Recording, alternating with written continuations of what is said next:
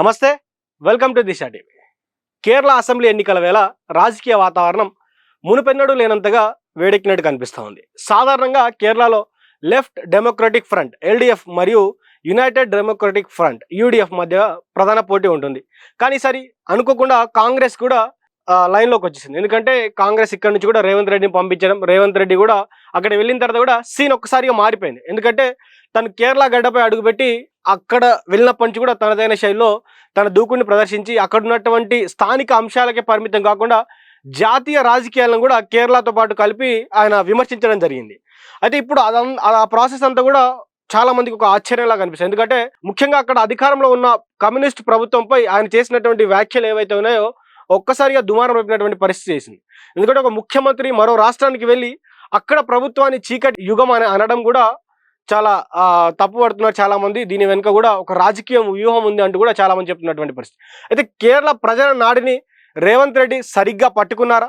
ఇప్పుడు అదే ఒక పెద్ద ప్రశ్నగా మారింది.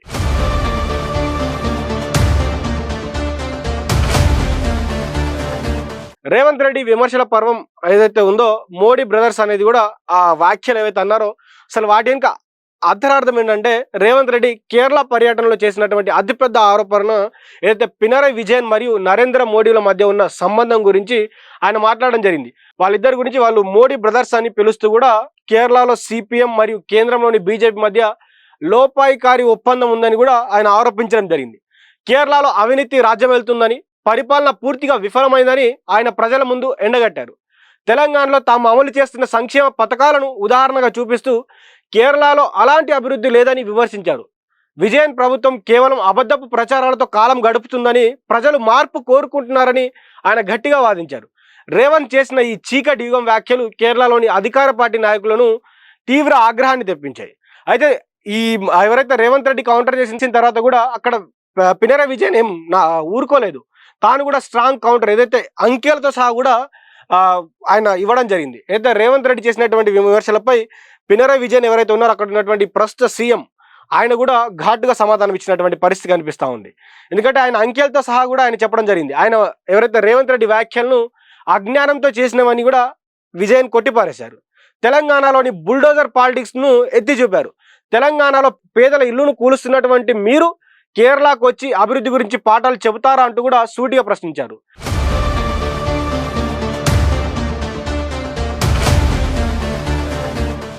ఇక తెలంగాణలో జరుగుతున్నటువంటి హైడ్రా వంటి కూల్చివేతలను ఉద్దేశించి ఆయన చేసినటువంటి వ్యాఖ్యలను విశ్లేషకులు చెప్తున్నటువంటి పరిస్థితిలో ఆయన చెప్తున్నటువంటి ఏదైతే ఉందో మిగతా పాలన గురించి కావచ్చు, అక్కడ ఉన్నటువంటి హైడ్రా గురించి కావచ్చు, మీరు చేస్తున్నటువంటి పని ఏందని కూడా ఆయన చూపించడం జరిగింది.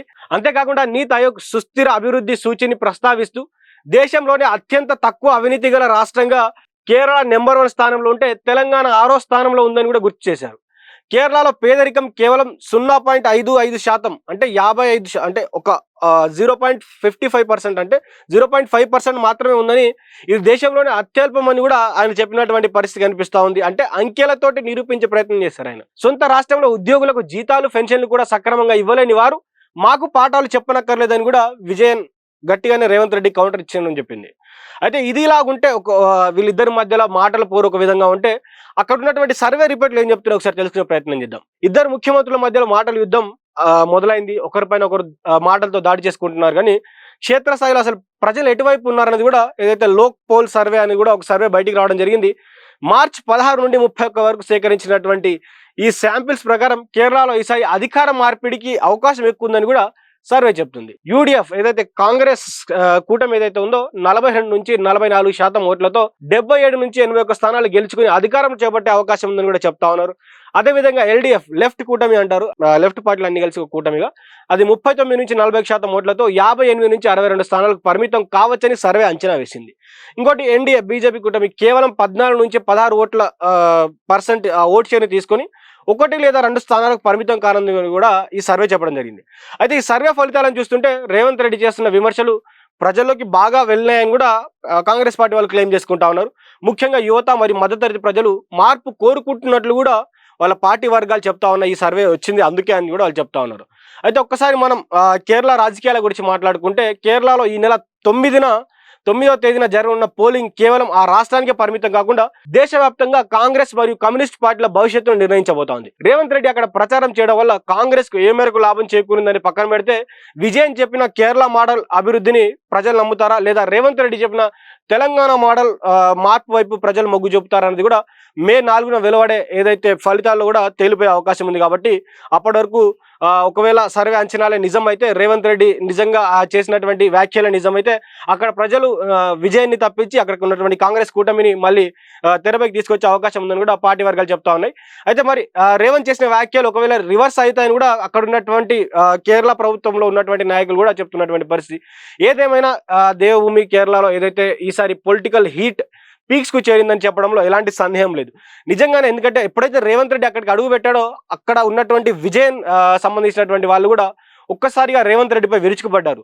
బుల్డోజర్ పాలన మీది, మీరు చేస్తున్నది బుల్డోజర్ పాలన, మీరు అక్కడ ప్రజల ఇల్లు కూల్చుకుంటా, మీకు టైంకి జీతాలు ఇవ్వనట్టు పరిస్థితి, మీ దగ్గర ఉద్యమాలు జరుగుతూ ఉన్నాయి, మీ ప్రజలు మీ పైన పోరాడుతూ ఉన్నారు, మీరు వచ్చి మాకు నిధులు చెప్పడం ఏంటని కూడా ఇక్కడ పినరయ్ విజయన్ తెలంగాణ ప్రభుత్వంలో ఉన్నటువంటి కాంగ్రెస్ ప్రభుత్వం రేవంత్ రెడ్డిపై కూడా విరుచుకుపడ్డటువంటి పరిస్థితి కనిపిస్తూ ఉంది. ఏదేమైనా కూడా అక్కడ ఎల్డీఎఫ్, యూడీఎఫ్, ఎన్డీఏ ఈ మూడు పార్టీల మధ్య అయితే హోరావరి పోరు జరుగుతూ ఉంది. మరి చూద్దాం రానున్నటువంటి ఎలక్షన్లు ఏదైతే జరుగుతున్నటువంటి ఎలక్షన్ కావచ్చు, రానున్నటువంటి ఎలక్షన్లు, ఆ ఎలక్షన్ రిజల్ట్ ఎప్పుడు వస్తాయంటే మే 4లో వస్తాయి. మరి మే 4న వచ్చేటువంటి రిజల్ట్ పైన ఆధారపడి ఉంటుంది. మరి రేవంత్ రెడ్డి ప్రచారం సక్సెస్ అయిందా, మరి ఫెయిల్యూర్ అయిందా, అదేవిధంగా పినరయ్ విజయన్ ని మార్చి అక్కడ కాంగ్రెస్ కూటమికి ప్రజలు పట్టం కట్టాలని చూస్తున్నారు లేదా అని కూడా ఇవన్నీ మే 4న ఈ సందేహాలన్నిటికీ కూడా ఆన్సర్ దొరుకుతుంది. కాబట్టి చూద్దాం మే 4న ఏం జరగబోతా ఉంది, ఏం జరుగుతుంది. అప్పటి వరకు చూస్తూనే ఉండండి దిశ టీవీ.